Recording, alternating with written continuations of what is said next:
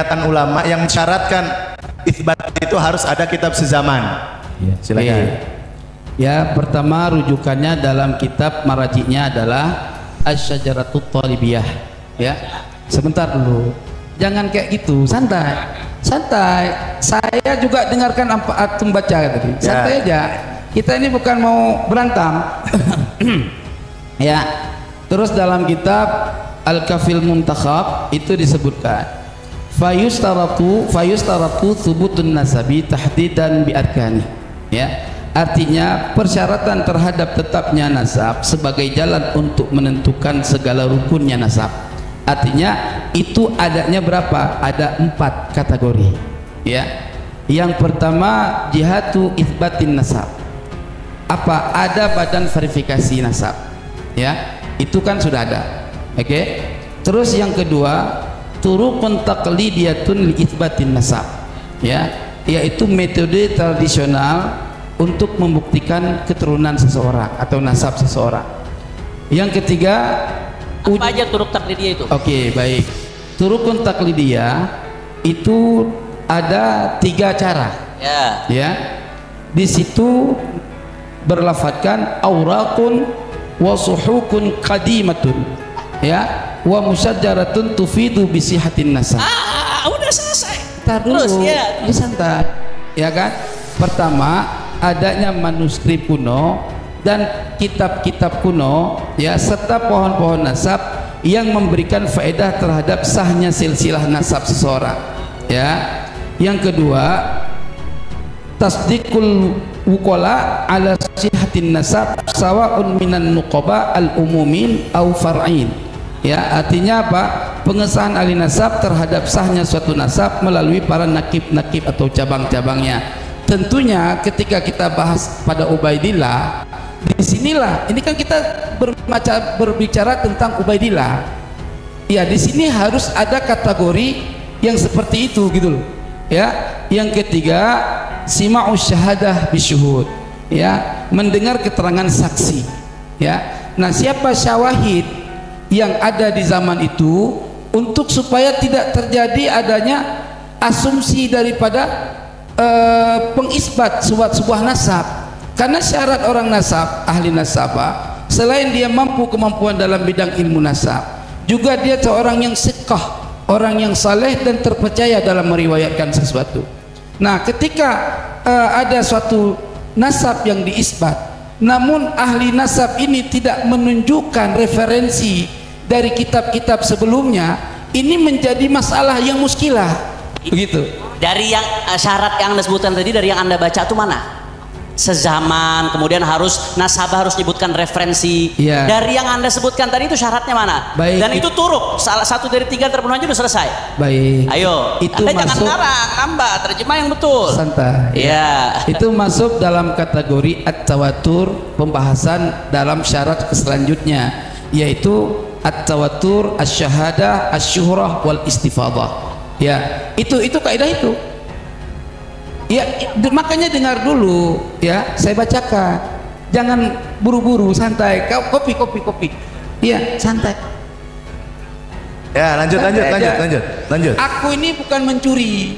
Jangan dikejar terus, sakit kepala. 1 lawan 5 Antum mencuri masalahnya. nasab orang soalnya di Nafika.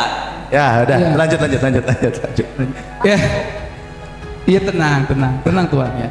Syarat daripada tawatur ittifaqus syuhud jami'an ala silsilatin nasab fi awalihi wa awsatihi wa akhirih. Ya, ini persoalan. Ya, sepakatnya semua saksi, artinya ahli nasab dalam hal ini menjadi syawahid, ya, untuk membenarkan silsilah suatu nasab melalui awalnya, dari awal nasab dia diisbat, wa awsatihi, dan pada pertengahannya, wa akhirihi, dan pada akhirnya sampai kepada Ubaidillah. Nah, ini ittifaqus syuhud, baru derajat nasab itu diakui. Nah, inilah yang dimaksud harus ada kitab yang sezaman. Itu referensi dari kitab Al-Kafil Muntakhab dan kitab tadi yang saya bacakan tadi. Coba minta kitab lengkapnya sini dan silahkan tuntut aja. Silahkan. Gini loh Tengku Kori. Ya, gini loh Kan Tengku. aku nggak kayak engkau orang kaya, Bang.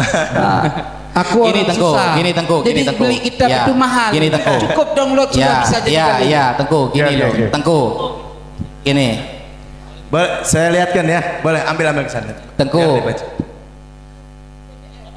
Enggak, itu izin di ini ya, dilihat oleh mereka. Ambil Kang. Hanif, Buya Qurtubi, Rumail, dan Wafi telah sama-sama berkomitmen untuk menyajikan sebuah hujah ilmiah dalam mengkritik tesis Kiai Imad. Namun, sebagaimana sudah kita lihat bersama dalam video-video yang banyak tersebar, mereka berempat tampaknya hanya berkutat pada aspek teknis. Argumentasi mereka dalam perdebatan tersebut cenderung terbatas pada hal-hal yang sudah diketahui sebelumnya. Metode pembuktian kebenaran selalu berkembang seiring dengan kemajuan ilmu pengetahuan. Di sini, Hanif dan rekan-rekannya terlihat masih mengandalkan metode-metode lama yang sudah usang, sementara Kiai Imad telah memanfaatkan metode dan dilalah-dilalah yang sesuai dengan perkembangan penelitian modern. Contohnya, Hanif sepertinya masih mempercayai bahwa jika tidak ada yang mengingkari suatu pernyataan, maka pernyataan tersebut dianggap sah. Pemikiran ini sudah ketinggalan zaman karena pada masa itu mungkin informasi belum begitu melimpah, atau mungkin ada doktrin yang lebih diutamakan daripada pengetahuan.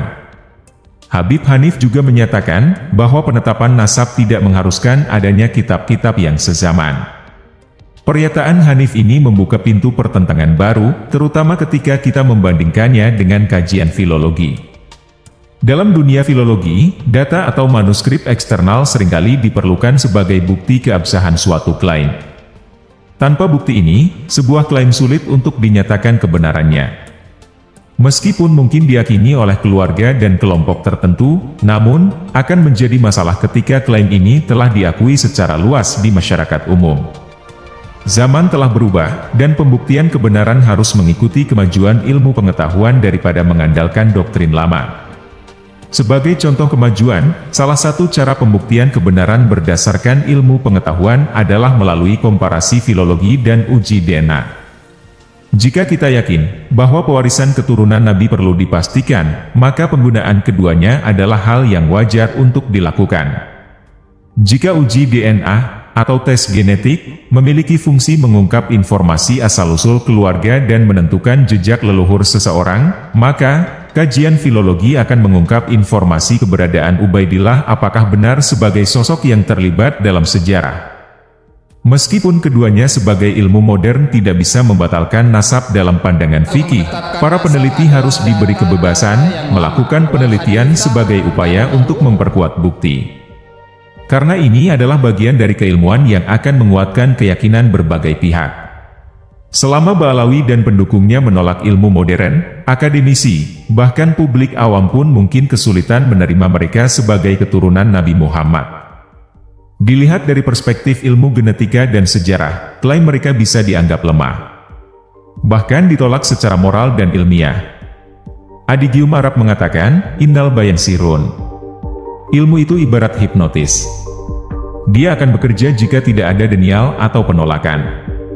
Begitupun ilmu, ia akan memperkuat klaim jika ada penerimaan.